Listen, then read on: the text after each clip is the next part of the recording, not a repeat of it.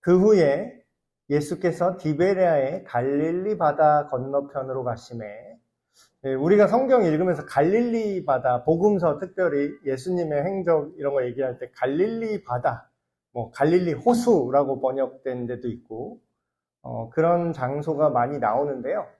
그 유대인들의 세계관 안에는요, 바다랑 호수를 구분하지 않습니다. 그러니까 예를 들면 이런 거예요. 우리나라 말에 우리나라도 옛날에 그 색깔 구분할 때 그 초록색이랑 파란색 구분 안 했던 거 아시나요? 그래서 그 전통이 어디까지 나왔냐면 지금 신호등 바뀔 때 옛날 분들 뭐라 그래요? 파란불이라고 하죠. 네. 애들은 왜 파란불이냐고 하냐 그래요. 저건 초록색인데 할머니는 왜 파란불이라고 하지? 하면서 애들 헷갈려요. 그쵸? 예, 그쵸, 그쵸. 그런 것처럼 그게 어디서 나온 거냐면 옛날에 우리나라 그 한자 표현에는 초록색이랑 파란색을 잘 구분을 안 했습니다. 그런 것처럼, 마치 그런 것처럼 이때 이제 이스라엘 사람들은요, 히브리어를 보면요, 그 호수라는 단어가 따로 없어요. 그냥 바다라고 합니다. 다 바다라고 해요. 그래서 이거 성경 읽으면서 이런 문화적 맥락 모르는 분이 그 성지순례 하러 이제 이스라엘 딱 가시면 그럼 바다가 아니라 막혀있는 호수인데 왜 갈릴리 바다라고 이게 다 잘못 배운 건가? 그러는데 번역상으로 바다라고 돼 있지만 사실상 흐르지 않는 호수죠. 근데 바다라고 말할 만큼 엄청 넓어요. 네. 그래서 그러니까 예를 들면 성경에 이제 지명이 여러 지명이 나옵니다. 뭐 가버나움이다, 디베랴다, 뭐 여러 가지 지명이 나오는데 똑같은 갈릴리 바다라고 얘기해요. 그래서 어떤 분들은 이제 헷갈려서 아니 갈릴리 바다라고 하는데 왜 지명이 계속 다르지? 이렇게 이제 오해할 수 있는데 그게 우리식으로 말하면 한강이 이렇게 있잖아요. 그러면은 이쪽에는 여의나루고 이쪽에는 뭐 마포대교가 있고 이런 식으로 같은 큰 한강이 있는데 이 갈릴리 호수가 크게 이렇게 동그랗게 있으면 여기에 이쪽 지역 이런 식으로 이제 지명이 조금씩 다른 거죠. 그런데 동일하게 갈릴리 호수를 끼고 있기 때문에 갈릴리 바다라고 언급해 놓고 여러 가지 다른 지역이 나옵니다. 예, 갈릴리 바다 건너편으로 예수님과 제자들이 갔어요. 그런데 이때는 이미 앞서서 예수님이 여러 가지 기적들을 이미 보여주셨기 때문에 병을 고치고 막 이런 걸 많이 보여주셨기 때문에 이미 사람들이 엄청나게 예수님을 쫓아오기 시작했어요. 그래서 큰 무리가 이 예수님을 따르니 이는 병자들에게 행하시는 표적을 보았음이로라.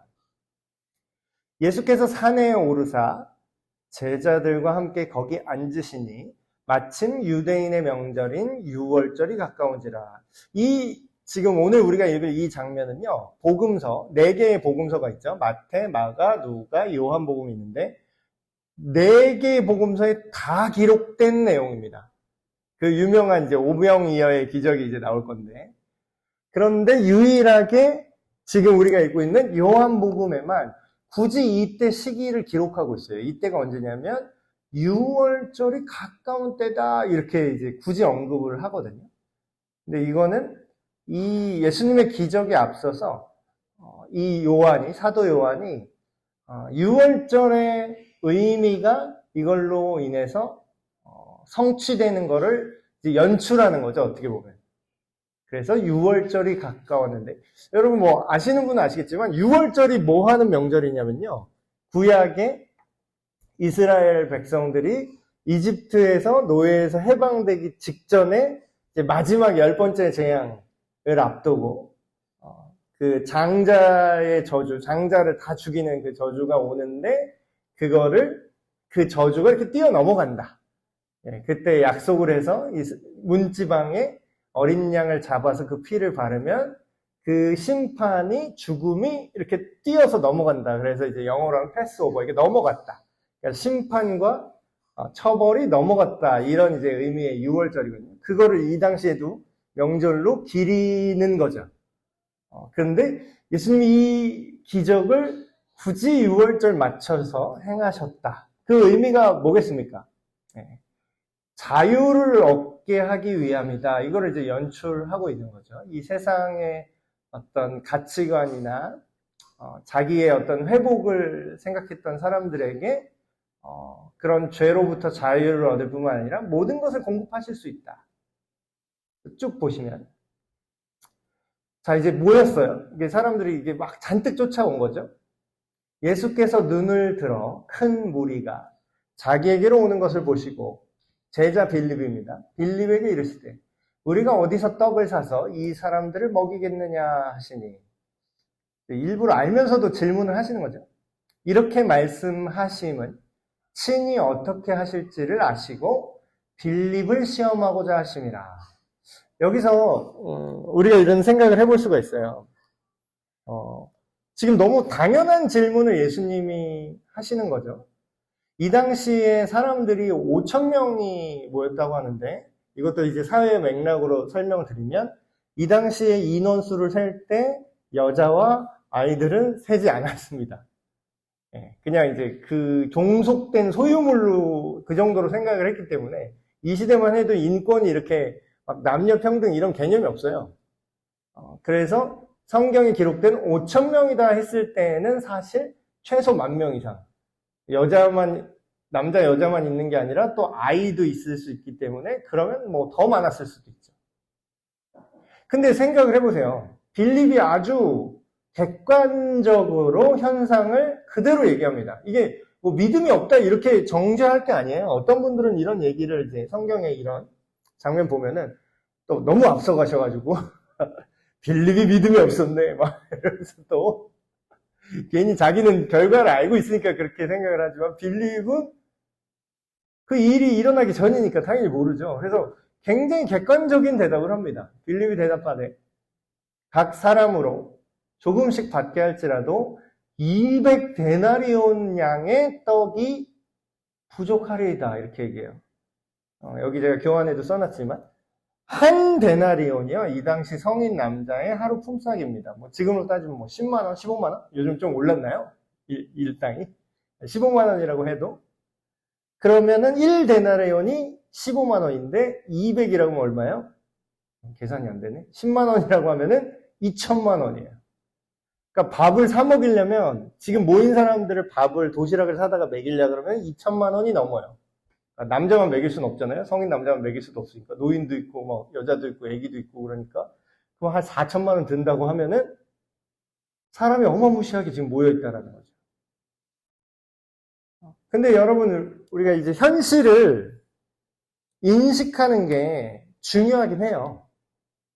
여러분 믿음이라는 건요. 제가 이제 강조드리고 싶은 게 앞뒤 안 보고 지르는 게 믿음이 아닙니다. 이거 굉장히 중요해요. 그러니까 믿음이라는 게 용기랑 비슷한 것 같아요. 용기랑 믿음의 공통점이 용기도요. 정말 나는 두려움을 몰라 하면서 그냥 머리 갖다가 박는 걸 용기라고 하지 않습니다. 그걸 뭐라 그러면 무모함이라 그래요. 그러니까 믿음도 무모함이 될 수가 있어요. 근데 진짜 용기와 진짜 믿음이 갖고 있는 공통적인 특징이 있는데 그건 뭐냐면요. 현실을 먼저 인식을 하는 거예요. 자, 용기는 두려움을 먼저 인식을 해요. 실제 상황을 파악하니까 두렵죠. 근데 그럼에도 불구하고 나를 두렵게 하는 그 상황을 객관적으로 다 판단함에도 불구하고 해야만 하는 어떤 큰 목적이 있기 때문에 감수하고 하는 걸 용기라고 합니다. 근데 만용은 뭐냐면 몰라 뒷일 몰라 하면서 어떻게 될지도 모르고 그냥 갖다 박는 거예요. 그걸 이제 만용이라고 하고 그러니까 믿음도 지금 예수님이 빌립을 시험한다고 하는데 이것만 6절만 보시고 빌립이 예수님을 못 믿었네 이렇게 섣불리 판단하는 분들이 있어요. 그게 아니라 빌립에게 진짜 믿음을 가르쳐 주시는 거죠. 현상을 있는 그대로 보게 하시고 실제로 이게 인간의 힘으로 가능하지 않은 범위다라는 것을 인식시켜 놓고 하나님의 능력을 보여주는 거랑 아예 아무거나 아무 일이나 다 될 줄로 믿습니다. 이렇게 머리를 때려 박는 거는 전혀 달라요. 그러니까 비슷한 장면이 이게 기드온과 300용사 거기서도 나오죠. 거기 기드온이 만약에 적군이 막 몇십만 명 이렇게 있었는데 15만인가? 지금 잘 기억이 안 나는데 최소 몇 배 이상 차이가 나는 군대예요. 근데 전쟁합시다, 우리 이스라엘 모읍시다, 싸웁시다 했을 때 3만 2천 명인가 왔다 그러죠. 그래도 3배수 넘게 차이가 나는 거예요.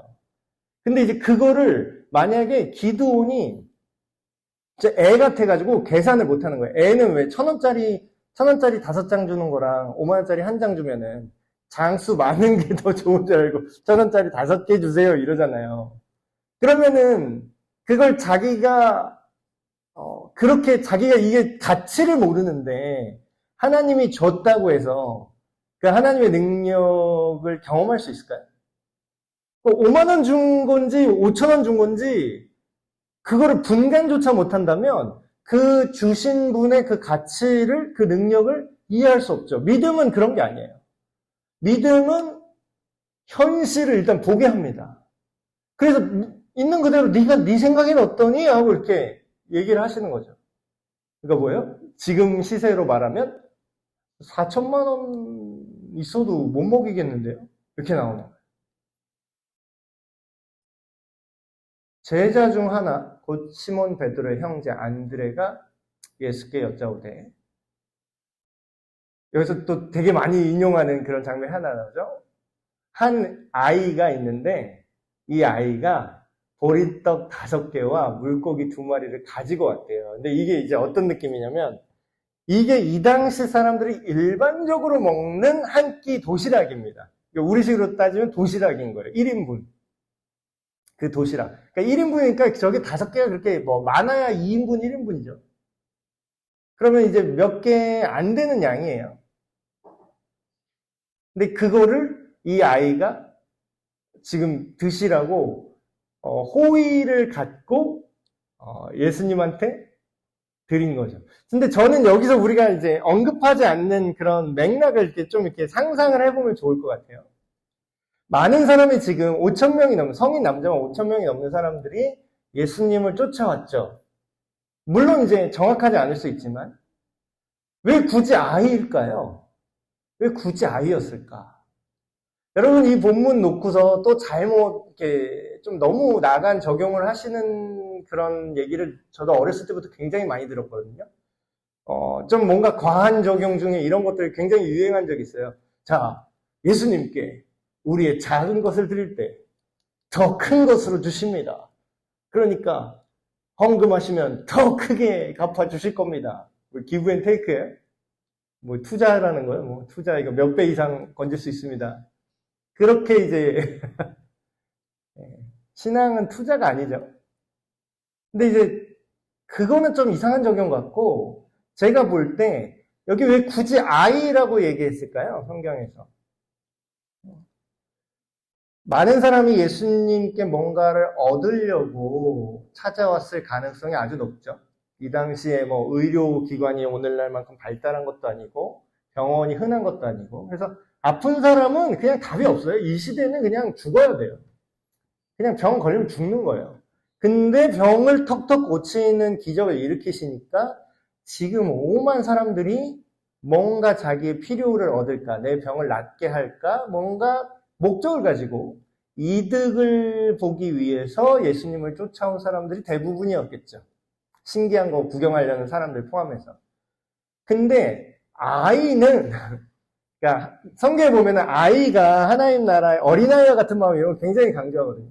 근데 이제 굳이 한 아이라고 이렇게 아이가 이걸 줬다라는 걸 기록한 이유는 뭐 하나님의 섭리 가운데 이 아이는 아무래도 어떤 이렇게 사심이 없이 그냥 예수님께 배고프시겠다 하고 이렇게 드렸던 것 같아요.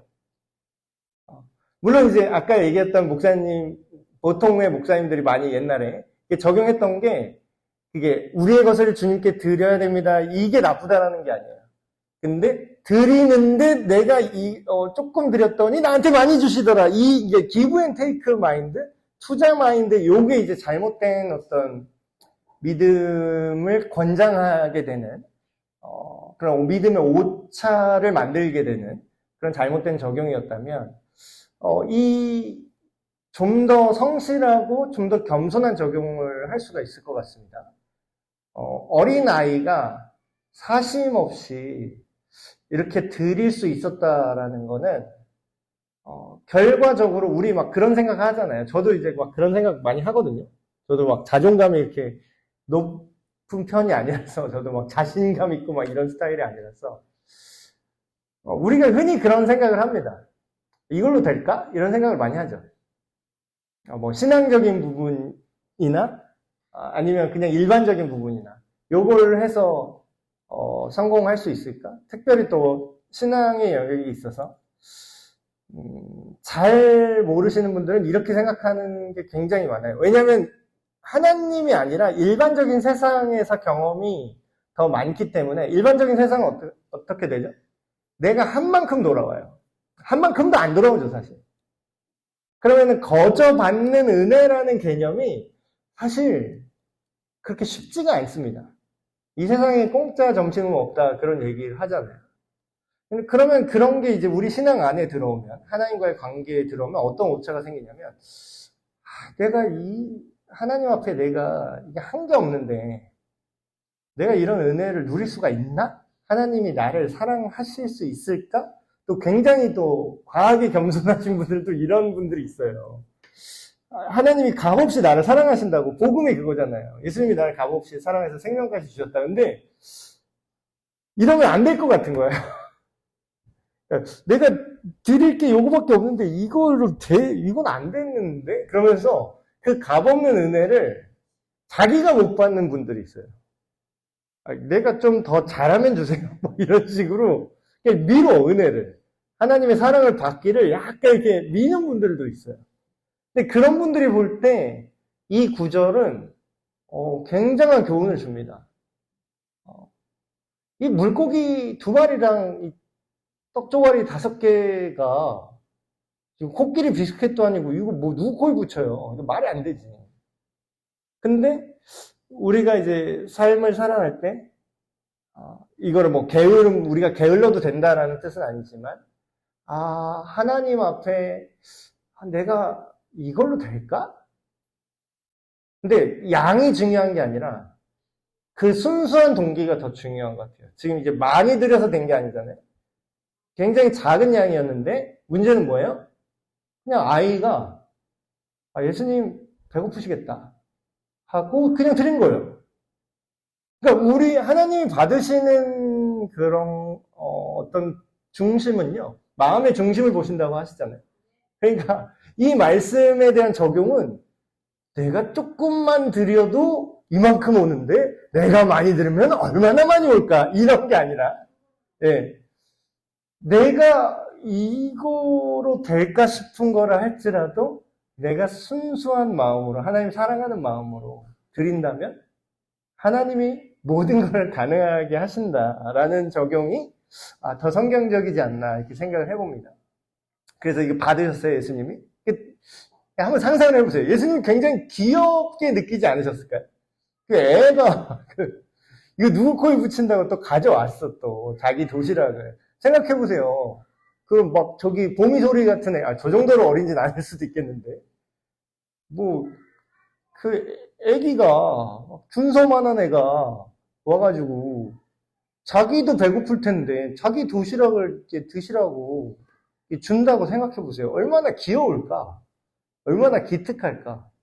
저는 저희 아들, 딸이 저 생일이라고 그 악기 사라고, 아빠 이제 악기 사라고 돈 막 2만 원, 2만인가? 딸은 더 어리니까 2만 원 보태줬고, 아들은 그러니까 엄마가 막 5만 원만 보태주라고 막 이렇게 얘기했는데, 자기가 자발적으로 자기는 10만 원을 주겠다는 거야. 그래서 제가 아들한테 너무 감동을 했고, 아빠는 이 일을 잊지 않을 것입니다. 그래서 그걸 기억하는, 그러니까 그 돈이 문제가 아니라 자기 수준에서 굉장히 넘어가는, 그걸 되게 귀여운 거죠, 어떻게 보면. 근데 그거를 하나님이, 예수님이 이걸 어떻게 보셨을까? 이거를 공감하는 게 먼저인 것 같아요. 예수님이 이 자기 도시락을 가져온 이 애를 어떻게 생각을 하셨을까? 하물며 인간 아빠도 그 애가 몇만 원 이렇게 준 것도 너무 그 마음이 너무 기특하고 너무 사랑스러운데 예수님께서 이거를 받으셨을 때 이게 하나님 나라를 가르쳐 줘야겠다. 내가 주었을 때 이 세상은 내 걸 주면 내 게 없어지잖아요. 근데 하나님 나라의 원리는 나눠줄수록 더 늘어나요. 그러니까 사랑은 나눌수록 늘어난다라는 게 물질은 막 늘어나지 않는데 예수님이 그걸 직관적으로 지금 보여주고 싶으신 거죠. 그래서 예수님이 앉아봐라. 예수께서 이르시되 이 사람들로 앉게 하라 하시니 그곳에 잔디가 많은지라 사람들이 앉으니 수가 5,000명쯤 되더라. 실제로는 2만 명도 될 수 있고 엄청 많겠죠. 최소 2배 이상. 예수께서 떡을 가져 축사하신 후에 이제 옛날 말로 써 있었어.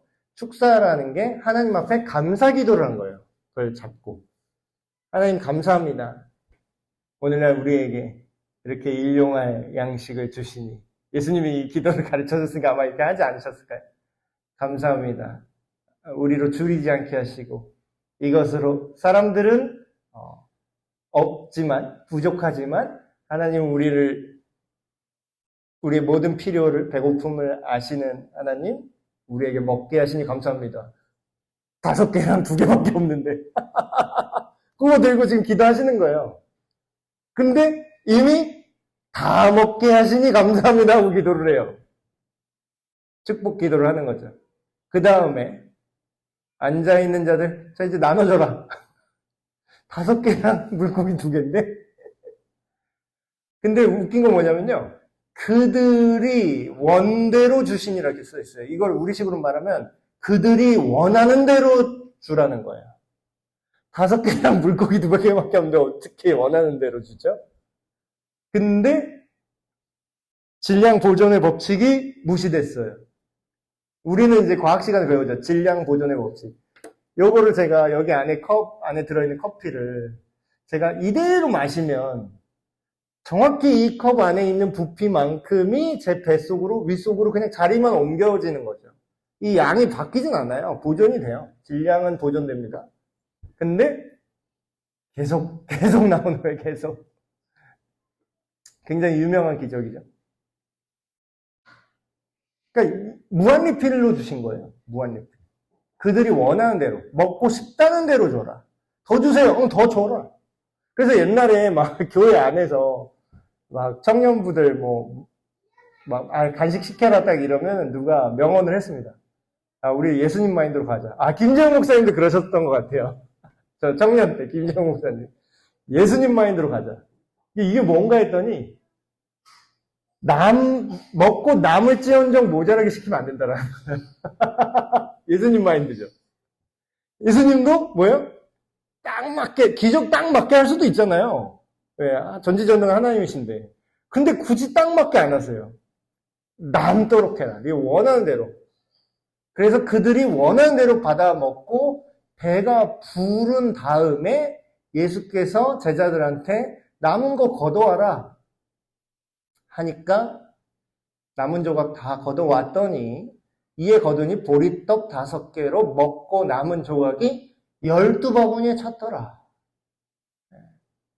어떤 사람들은 또 이 구절 가지고 또 막 성경을 있는 그대로 이제 못 믿고 기적이라는 건 있을 수 없다라고 결론을 내리고 성경을 보는 분들이 있습니다. 그런 분들은 또 이런 얘기예요. 이거는 말이 되는 소리 해라. 어떻게 5개랑 2마리가 어떻게 이게 12바구니에 나와. 말이 안 되지. 이거는 예수님의 말씀에 예수님의 연설에 감동했던 사람들이 각자 자기의 도시락을 이렇게 예수님께 내놔서 훈훈한 마무리였어. 말이 될까요? 이때 예수님을 이거는 이제 역사적 맥락을 모르는 분들이 이런 자기 상상력으로 엉뚱한 해석을 하는 분들이 있는데, 신학을 한다는 분들 중에도. 이 당시에 무리라고 나왔죠. 5,000명이 넘는 무리가 예수님을 쫓아왔다. 이 사람들이 지금 우리가 생각하는 여기 수도권에 사는 자기 도시락 하나쯤은 갖고 다닐 수 있는 중산층이 아니에요. 이 사람들은요, 거리의 사람이라고 이제 표현됩니다. 거리의 사람들. 그러니까 쉽게 말하면 노숙자예요, 노숙자. 먹을 게 없고, 병들고, 집 없고, 이런 사람들이에요. 이 당시에 집이 없어서, 길거리에 나앉은 사람이 많이 추정하는 학자들은 인구의 90%까지도 얘기합니다.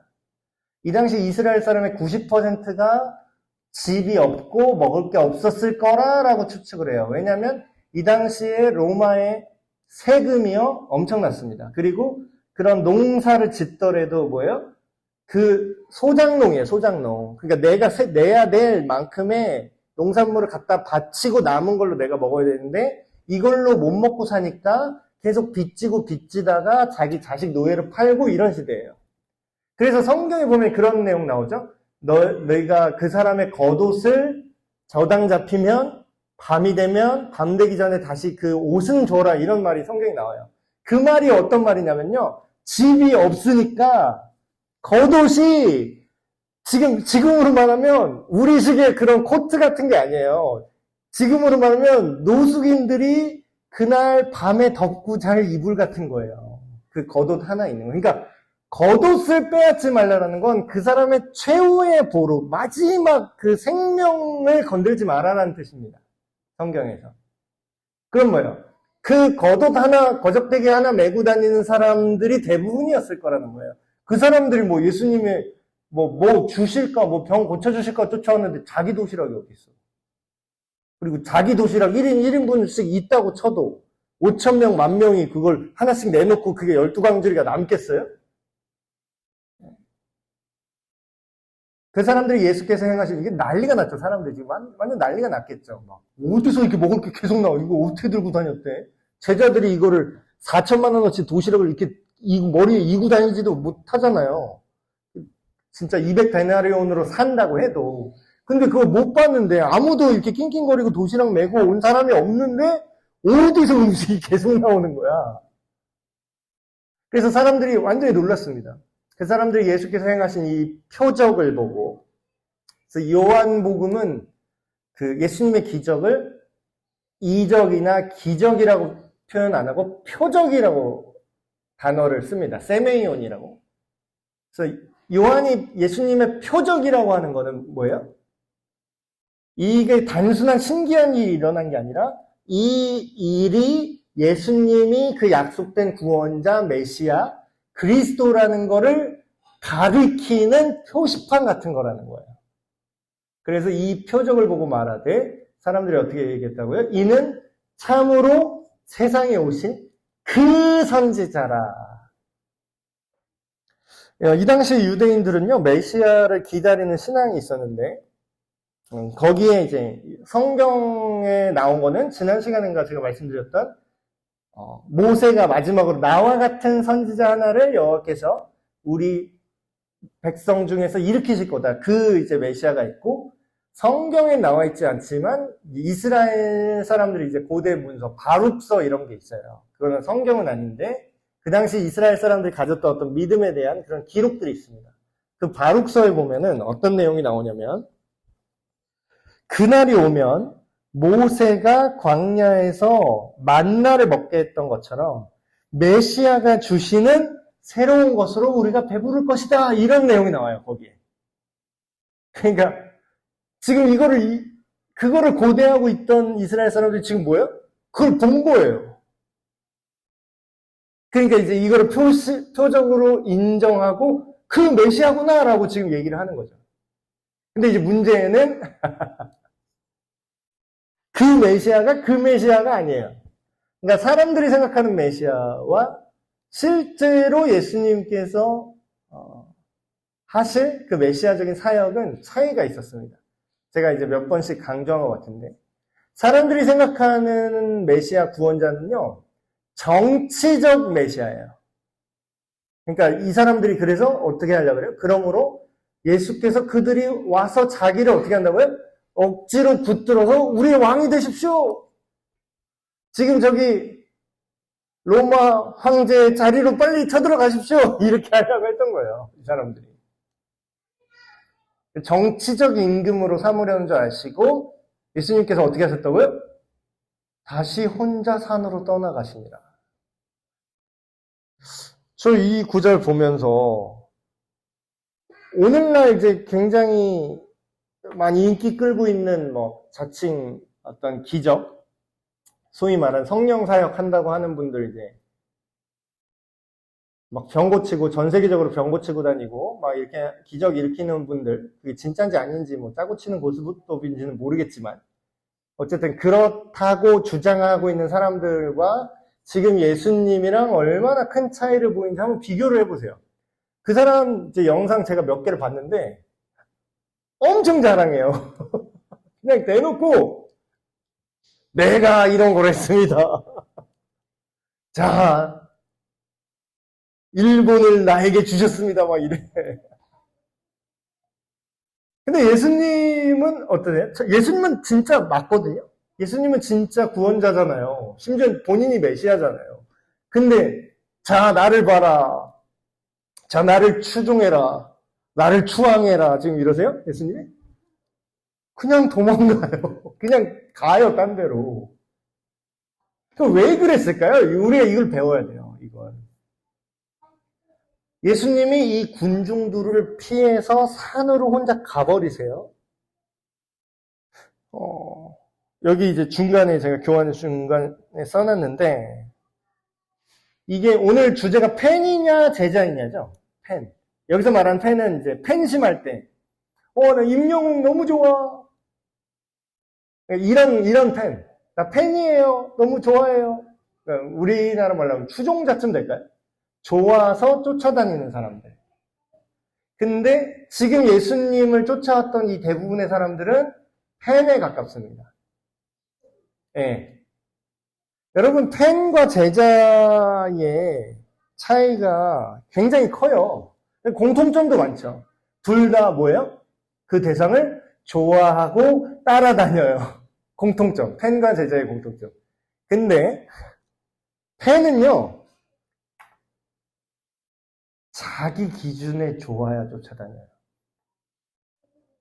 자기한테 이익이 돼야 돼요. 목사님, 임영웅 씨는 난 그냥 내가 좋은 건데요? 난 바라만 보고 있어도 좋아요. 저는 순수하게 좋아하는 건데요? 임영웅 씨의 제자라고 할 수는 없어요. 왜냐하면, 임영웅 씨한테 어떤 재정적인, 어떤 물질적인 이득을 취하진 않죠. 근데 이득을 취하는 게 있어요. 뭐죠? 심리적인 이득을 취하고 있잖아. 너무 나한테 기쁨을 주잖아, 그 사람이. 스토리가 감동이 있잖아. 지금 임영웅 씨가 잘못됐다는 게 아니에요. 그러니까 팬과 제자를 지금 비유를 들어서 설명하기 위해서 예시를 든 겁니다. 임영웅 씨 매너도 좋고 좋더라고요. 콘서트 매너가 너무 좋으시고 복지도 잘해주시고. 그러니까 좋아하는 거야. 왜 좋아하죠? 나한테 어떤 기쁨을 주니까. 내가 임영웅 씨 노래를 들었는데 아무런 감동을 못 받았어. 그럼 내가 팬을 안 하죠. 근데 나한테 감동을 주잖아. 그럼 뭐예요? 내가 감동을 얻잖아, 그 사람한테. 내가 기쁨을 느끼게 해주잖아. 그럼 뭐예요? 그건 나한테 이득 아닌가? 그러니까 쫓아다닐 수 있어요. 근데 제자는 뭐냐면요. 제자는 그 스승의 본질을 따라요. 그 얘기는 뭐냐면 내가 싫어도 해야 되는 게 있어요. 그러니까 팬은 내가 좋으니까 하는 거예요. 싫은데 막 억지로 참고 팬 되는 사람은 없어요. 이 세상에 어떤 연예인을 막 지금 예를 들어 누가 음주운전 하다 걸렸어. 그러면 그게 너무 싫은데 내가 그 음주운전을 나쁜 짓을 했지만 내가 그거를 참고 사랑해야 돼. 이런 팬이 어딨어요. 그런 팬은 자기가 음주운전 차에 치여보면 정신이 번쩍 들겠지. 근데 제자는 고통을 감수해야 됩니다. 그리고 내가 기쁨만 얻는 게 아니라 뭐예요? 그거에 대해서 피도 같이 흘려야 돼요. 그러니까 운명 공동체가 돼야 돼요. 폐는 운명 공동체일 필요가 없어요. 아무리 연예인이 좋아도 연예인이랑 같이 망할 수는 없지. 그 증거가 요새 말로 나락간다고 그러죠. 뭔가 스캔들이 터져서 이 연예인이 확 꼬꾸라질 때 있죠. 뭔가 사람들이 갑자기 미워하고 이 사람이 뭔가 잘못해서 확 이렇게 했대. 그때 그 연예인 앞에서 팔 벌려서 같이 돌 맞을 사람 있어요? 돌을 안 던지면 다행이지. 그러니까 팬은 딱 거기까지예요. 근데 제자는 어때요? 굉장히 어렵습니다. 근데 이제 예수님께서 그들이 제자가 아니라 그냥 추종자라는 걸 아시죠? 근데 문제는 제자들도 자기는 당신께서는 산으로 올라가시고 제자들한테는 야 빨리 배 타고 저 건너가. 딴 데로 건너가 이렇게 얘기했어요 예수님이. 그럼 이때 제자의 심정을 이 12제자의 심정을 한번 생각을 해보세요. 어쨌든 예수님이랑 나는 같은 그룹이잖아요.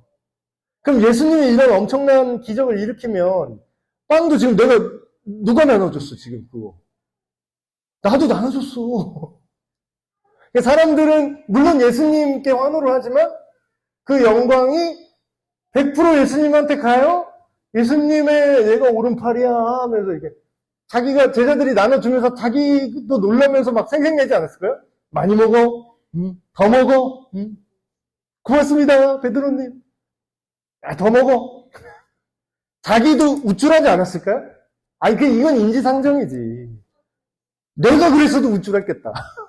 내가 거기 예수님 제자 좀 빵 나눠주는 그냥 제자 1 이러더라도 나도 우쭐했을 것 같아. 나도 처음엔 막 왜 계속 나오지? 계속 나오지 하다가 나중에는 우와 예수님 대박 이러면서 나중에는 나도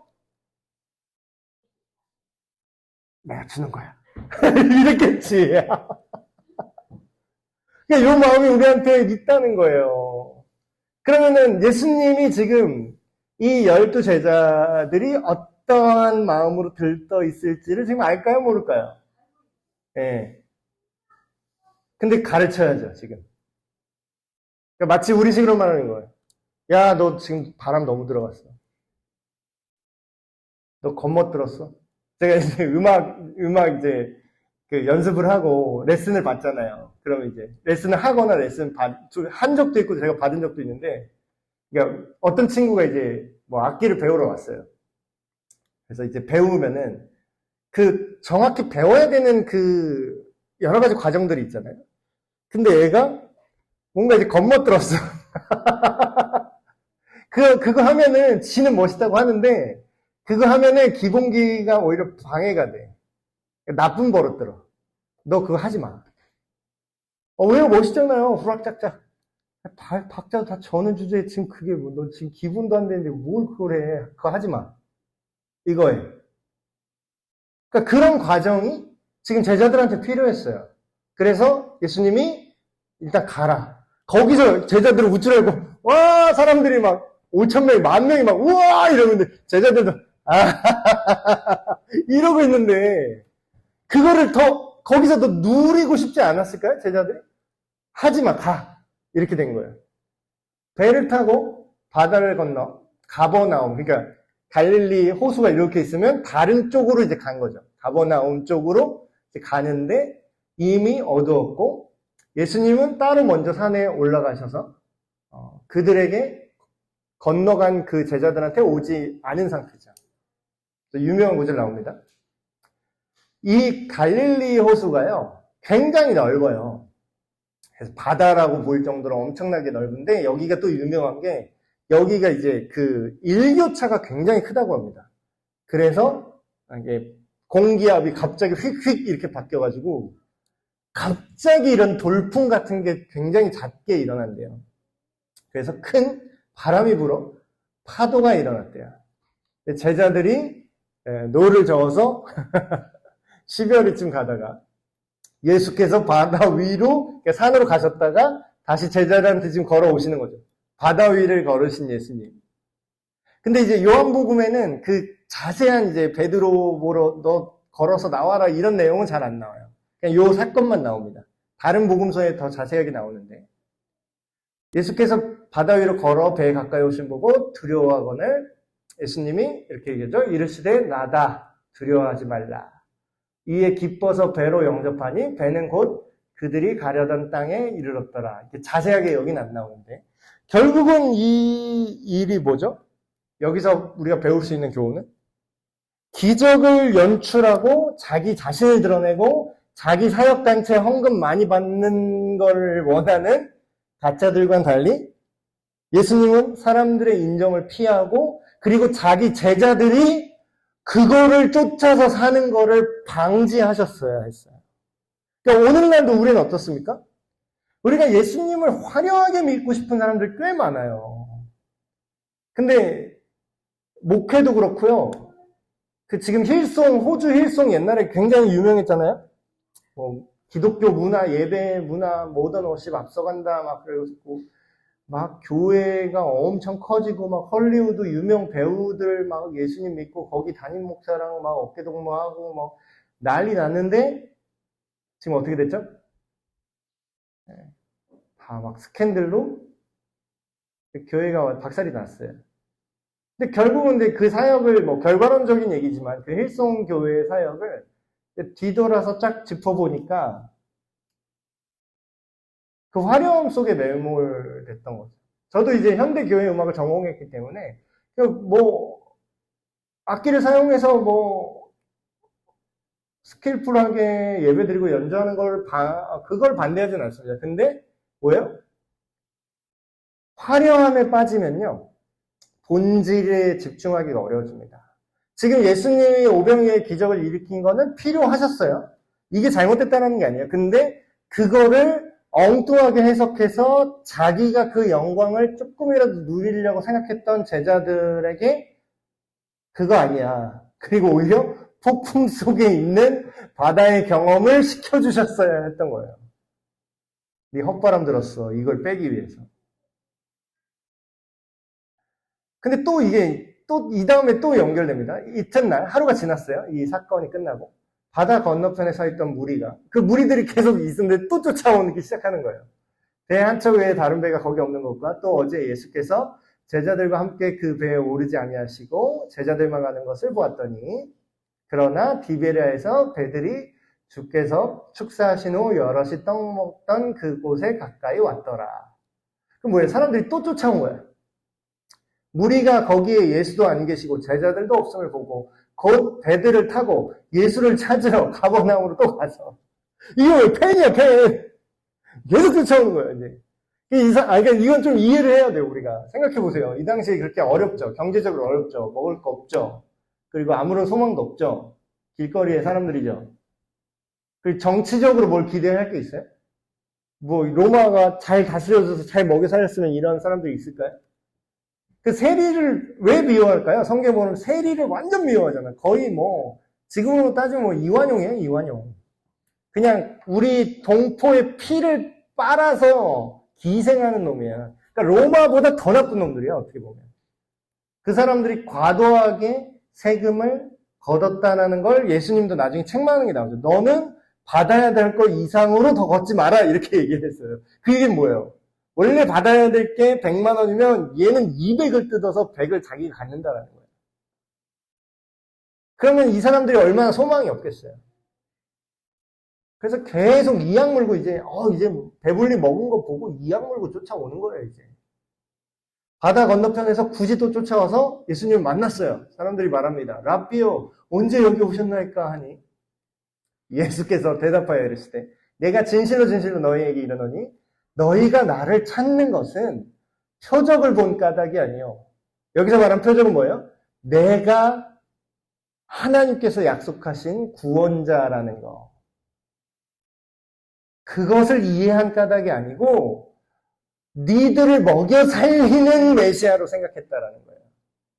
떡을 먹고 배부른 까닭에 나를 쫓아왔구나 이렇게 얘기하세요. 이 얘기를 한마디로 얘기하면 뭐예요? 니들은 제자가 아니라 온전한 믿음이 아니라 그냥 팬심이다. 추종자다. 그러니까 물론 이제 처음부터 온전한 제자가 될 수는 없어요. 이런 팬으로 시작해서 나중에 진정한 제자로 성장할 수 있죠. 우리 이제 신앙생활 할 때도 이런 과정이 있음을 좀 생각을 해볼 필요가 있어요. 우리가 교회 안에도요, 성숙한 사람도 있지만 미성숙한 사람도 섞여 있죠. 그냥 미성숙하면 차라리 다행인데 아예 아예 뭐랄까 가짜도 있어요. 가짜는 좀 안 좋은 의미인데. 근데 이제 그런 것들이 있음을 예수님께서 이제 알려주시는 거죠. 그러니까 우리가 놀랄 게 없어요. 제 교회 다니는데 왜 그래? 그럴 게 없어요. 저 예수님 쫓아다니면서 제 예수님 믿는다던데? 보통 사람들은요, 진짜 예수님의 제자와 예수님의 팬을 구분할 수가 없습니다. 그냥 쫓아다니고 좋아하잖아. 그럼 다 그런 줄 알아요. 근데 진짜는 아까 말씀드린 것처럼 정말로 예수님의 진리를 알고 헌신하고 심지어는 내가 생명이 위태로워질지라도 진리의 편에 쓸 줄 아는 사람이고, 가짜는 내가 이득이 될 때만 갑니다. 근데 지금 수많은 가짜들이 있어요. 그러니까 이 얘기를 하는 건 정죄하는 게 아니라 교회가 편하고 크고 좋을수록 가짜들은 많을 수밖에 없어요. 이건 어쩔 수 없어요. 그게 이상한 게 아니에요. 그게 정상이에요. 그게 올바른 상황은 아니지만 그럴 수밖에 없어요. 구조가. 생각해보세요. 교회에 갔더니 너무 편해. 주차장이 너무 잘 돼 있네. 갔더니 그냥 찬양팀이 와, 진짜 여기 막 교회야, 여기가 방송국이야. 음향이 너무 잘 돼 있네. 끝났더니 막 11호차 타세요, 26호차 타세요, 막 집 앞까지 내려주네. 셔틀버스가 막 그냥 왔다 갔다. 교회 딱 갔더니 엘리베이터가 한 6개가 있네. 그럼 뭐예요? 팬들이 가기 좋은 구조라는 거예요. 팬으로서 머물러 있기 굉장히 쉬운 구조라는 거예요. 그럼 진리를 따라가려면 어때요? 그 사람들이 예수님의 제자가 되게 해야 되죠. 그러려면 어떻게 돼요? 그러니까 제자는 거저되지 않고 훈련으로 됩니다. 훈련. 그래서 제자 훈련 이런 말을 교회에서 많이 쓰죠. 그래서 지금 제자와 제자가 아닌 팬들을 지금 예수님이 구분하시고, 제자들은 어떻게 해요? 시련을 주죠, 예수님이. 환호성 받을 때 거기 있지 마. 빨리 옮겨. 그리고 막 풍파 맞게 하시고, 정신 못 차리게 하시고, 예수님 보고 구원받게 하시고. 그러면서 이런 얘기를 합니다. 먹을 거 얻으려고, 나의 유익을 얻으려고 팬심으로 쫓아온 사람들한테 의미심장한 말씀을 하시는 게, 썩을 양식을 위하여 일하지 말고 영생하도록 있는 양식을 위하여 하라. 이 양식이 뭐냐? 인자가 스스로 이제 자신을 얘기하는 메시아를 얘기하는 표현이죠. 인자가 너희에게 주리니, 인자는 아버지 하나님께서 인치신 자니라. 그들이 묻되 우리가 어떻게 하여야 하나님의 일을 하오리까? 이렇게 묻죠. 자, 여기서 중요한 게 썩을 양식이라는 게 정말 그냥 먹는 거를 얘기하는 게 아니라요. 제가 이제 교환에 써놓는데 이 내용이죠. 우리 막 그런 얘기하죠. 돈 되는 거 어디 없나? 그럼 그걸 우리가 비유적으로 얘기할 때 이렇게 얘기해요. 야, 어디 돈 되는 먹거리 없냐? 주식할 때 좀 돈 되는 종목, 우리 좀 먹을 종목 없냐? 이렇게 얘기해요. 내가 이 돈을 따먹을 어디 좋은 데가 없냐? 이러면서 찾는 거죠. 그 자체가 나쁜 건 아닙니다. 자유시장 경제가 나쁘다는 뜻은 아니지만, 그게 뭐예요? 팬들은 자기 자신을 충족시키는 사람들이에요. 그들이 원했던 썩을 양식은 결국 먹는 문제뿐만 아니라 뭐였냐면 이스라엘의 정치적 독립, 민족의 회복이죠. 근데 어떤 분도 이렇게 얘기해요. 아니 목사님, 애국이 나쁩니까? 나라를 위하는 게 나쁜 거예요? 그러면 일제시대 때 실제로 독립운동했던 분들 중에 기독교인들이 반이 넘습니다. 민족대표 33인 아시죠? 그 중에 반이 기독교인이에요. 도산 안창호 선생님 기독교인입니다. 그건 또 모르대, 사람들이. 그러니까 한국 기독교 역사를 공부하잖아요. 그러면 우리나라 독립운동사랑 겹칩니다. 왜냐하면 그 멤버가 그 멤버야. 근데 이제 그게 나쁩니까? 그게 나쁘다는 게 아니에요. 나라를 사랑하는 게 나쁘다라는 게 아니라 이스라엘의 독립이 온 세상을 구원하는 거랑 다를 수 있다는 거죠. 예수님이 원하는 하나님 나라는요, 정치적으로 이스라엘이 주권을 회복하는 것만이 회복이 아니에요. 죄로부터 자유를 얻는 근본적인 회복이죠. 그러니까 아무리 좋은 거라도 그 민족의 독립이 아무리 좋은 가치라고 해도 뭐에 비하면 뭐예요? 그 자체로 영원하진 않아요. 성경에 보면 다니엘서 보면 이 예전부터 구약시대 때 계속 무슨 얘기를 하죠? 여러 나라들이 앞으로 있을 거라고 얘기해요. 근데 그 나라가 중요한 게 나라에 충성하라고 합니까? 영원히 망하지 않는, 영원히 없어지지 않는, 영원히 무너지지 않는 궁극적인 하나님의 나라가 온다. 그걸 얘기해요. 예수님이 이렇게 대답하시죠. 그럼 이 사람들이 이제 뭔지는 모르지만, 그럼 보다 높은 궁극적인 그건 하나님의 일이겠구나. 이렇게 생각을 해서, 그럼 하나님 일을 하려면 어떻게 됩니까? 이렇게 질문하는 거예요. 명대답이 나오죠. 예수께서 대답하여 이르시되, 하나님께서 보내신 일을 믿는 것이 하나님의 일이다. 저는 이게 오늘날 모든 교회가 들어야 될 굉장히 중요한 메시지라고 생각을 해요. 우리가 교회 일이 얼마나 많아요. 현대 교회에 일 엄청 많아. 일 엄청 벌려요. 근데 뭐 그게 다 좋다 이거예요. 그게 뭐 다 나쁘다라는 건 아니에요. 다 목적은 처음에 좋은 목적으로 다 만들었죠. 근데 그게 뭘 위해서 하는 거죠? 뭘 위해서 하는 거죠? 그 본질을 생각을 해야 돼요. 예수님을 믿는 게 하나님의 일이에요.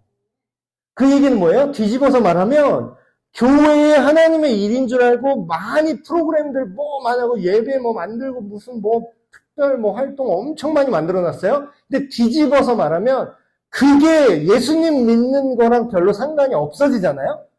그러면 그거는 하면 할수록 하나님의 일이랑 아무 상관이 없는 일이에요.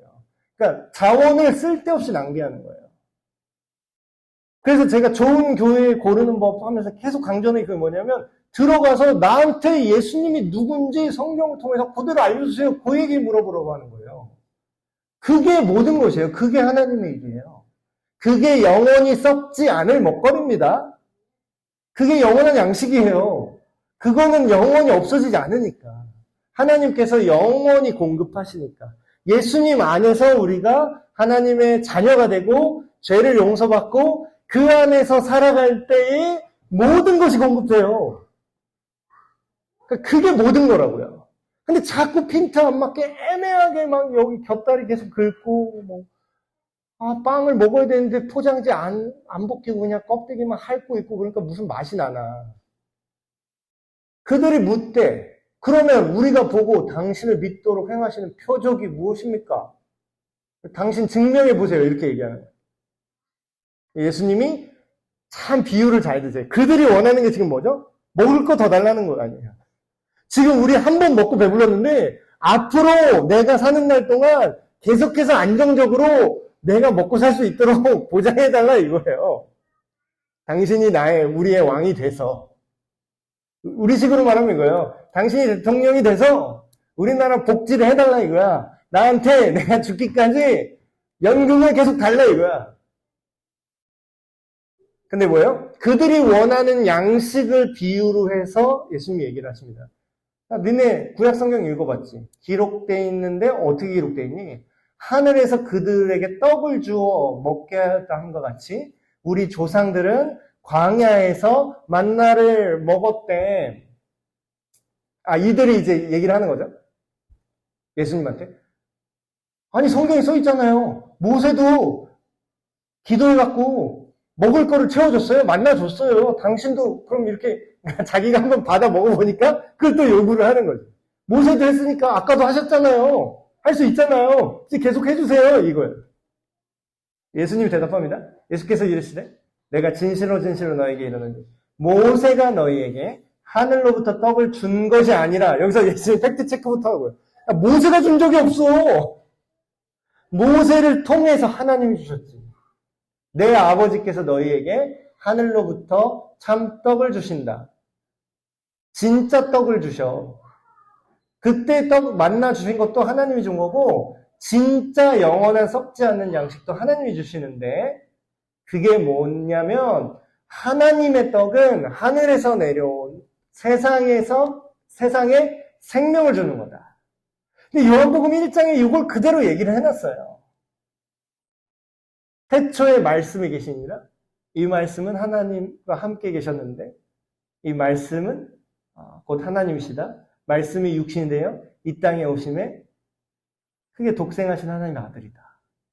그 아들을 믿는 자마다 영원히 멸망하지 않고 영원한 생명을 얻게 하려 하심이다. 이 얘기예요. 지금 그 얘기예요. 요한복음 1장 얘기를 반복하는 겁니다.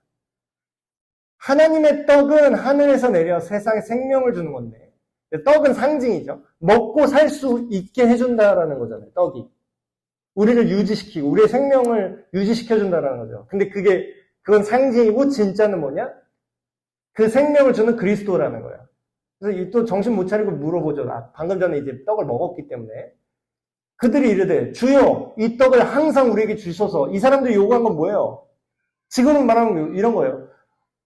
하나님 그때 기도해서 나 병 낫게 해주셨잖아요. 또 낫게 해주세요. 하나님 그때 기도했을 때 저희 사업 해결해 주셨잖아요. 요번에도 해결해 주세요. 이거예요. 똑같아요. 진짜 이거랑 원리가 똑같아요. 근데 사업은 해결해 주면 돈이 영원히 있습니까? 또 쓰면 없어지겠죠? 건강이 기도 응답을 회복됐어요. 그럼 죽을 때까지 내가 팔팔 하겠습니까? 내 위장이나 장이나 심장은 안 달아요? 내 관절은 안 달아요? 무적인가? 언젠가 또 닳겠죠? 근데 그게 중요한 게 아니라는 거예요. 예수께서 이르시되 나는 생명의 떡이다. 내가 생명의 떡이다. 내게 오는 자는 결코 줄이지 아니하더니요 나를 믿는 자는 영원히 목마르지 아니하리라. 이거 4장에 나왔던 얘기 또 반복하시는 거죠. 사마리아 여인 영원히 목마르지 않을 거는 배고프지 않고 목마르지 않을 것이다. 결국 이건 뭐예요? 결핍에 대한 얘기를 하는 거예요. 근본적인 결핍. 그러나 내가 너에게 이르기를 너희는 나를 보고도 믿지 아니하는도다 하였느니라. 뭐야 이게? 안 봤어요? 정말 이 사람들이 지금 예수님을 안 봤어요? 보긴 봤죠. 보이긴 보여요. 근데 여러분 본다고 다 믿는 게 아니에요. 그러니까 기적 좋아하는 분들 별로 그렇게 중요한 거 아닙니다. 잘 생각해 보세요. 지금 이 사람들이 오병이어 기적을 못 봤습니까? 봤잖아요. 근데 보고도 지금 뭐라 그래요? 진짜 믿음이 생기진 않았어요. 우리가 순진한 분들 이런 생각을 하세요. 나 기적 일으켜주시면 나도 믿을 텐데. 아니요. 기적 보여줘도 안 믿는다는 게 이미 기록으로 다 나와요. 막 기적 일으키고 막 금가루 떨어뜨리고 막 귀신 쫓아내고 한다고 막 이게 막 거짓 선지자처럼 막 자기 자랑하고 돈 수금하러 다니는 그 가짜들 그 사람 본다고 예수님 믿어요? 말은 예수님 믿는다고 해. 저는 이렇게 묻고 싶습니다. 그 추종자들한테. 당신이 믿는 예수님이 누구죠? 그러니까 어떤 예수를 믿는 거야 도대체? 니네 복 주는 예수를 믿는 거구나. 그럼 복 안 주면 안 믿겠네? 십자가 지고 나를 따르라 하면은 다 떠나겠네? 십자가 진다는 게 말이 십자가 진다는 거지. 그 잔인한 삶의 고통을 감수하라는 요청이에요. 너 이래도 나 쫓아올 수 있어? 이런 개념이에요. 너 세상에서 찍히고 고통받고 많은 페널티가 있을 텐데 그래도 사랑할 수 있니? 그 초청이에요. 복 받아서 병 나서 귀신 쫓고 나서 나 금리빨 돼서 우와 신기해서 좋아하는 것 같죠? 예수님은 왕이십니다. 계속 주문처럼 말하더라고. 예수는 왕이십니다 그래. 네 왕은 어떤 왕이냐고. 니네 먹고 잘 살게 해주는 왕일 때나 왕이지. 진실을 보여주면 다 떠날 거잖아. 아버지께서 내게 주시는 자는 다 내게로 올 것이요 내게 오는 자는 내가 결코 내쫓지 아니하리라. 이 얘기는 뭐예요? 진짜로 네가 나를 쫓아온 것 같지만 진짜 내가 제시하는 제자의 길을 제시하면 네가 과연 나를 쫓아올 수 없을 거라는 거예요.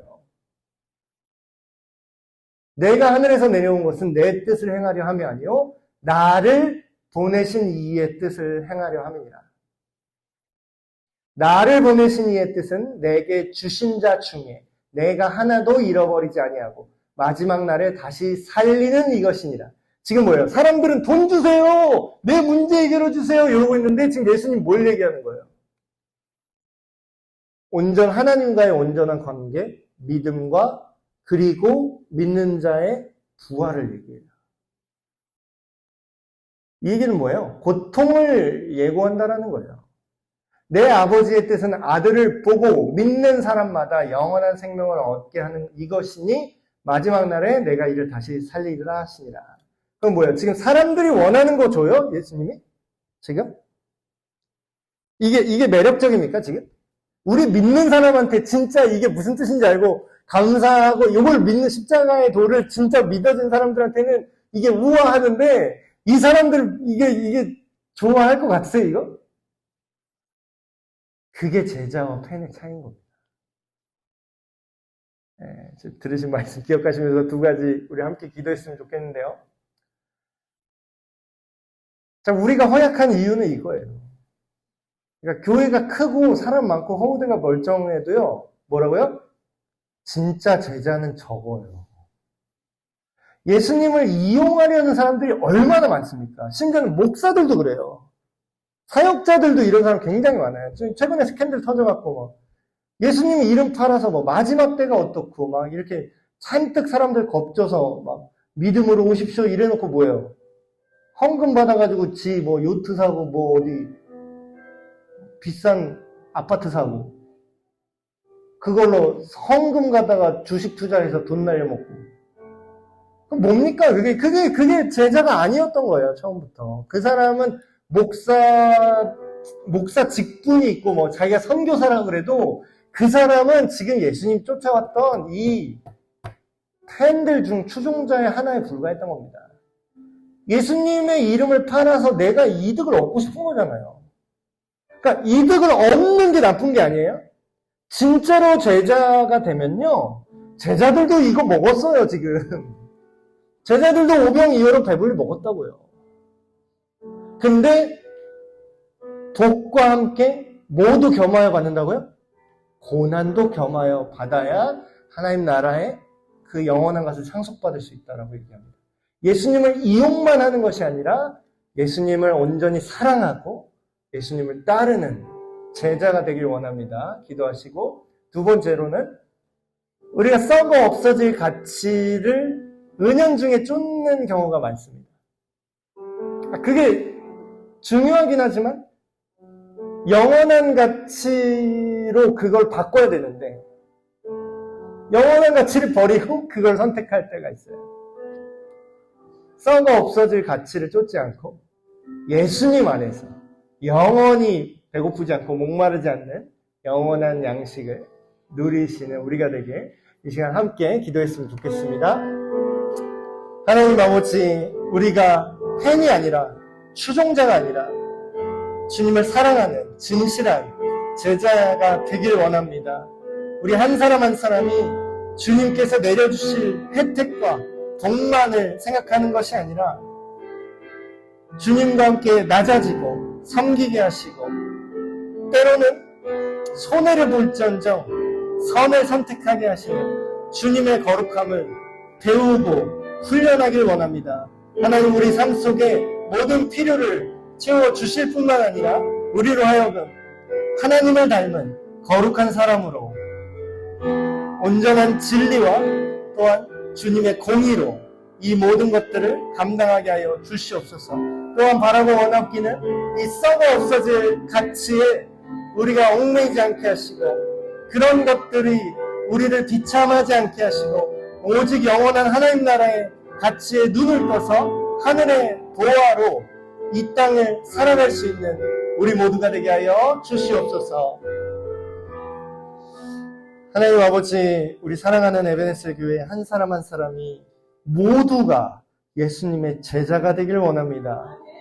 예전에는 믿기만 하면 구원받으니 굳이 제자까지는 되고 싶지 않다라는 사람들이 너무나 많았습니다. 그러나 주님의 말씀에 따라서는 제자가 곧 믿는 자요. 믿는 모든 자는 곧 제자임을 계속해서 말씀하고 계십니다.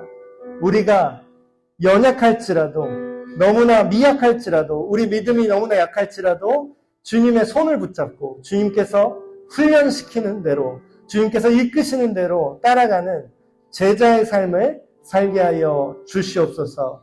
우리 주 예수 그리스도의 이름으로 기도하옵나이다. 아멘.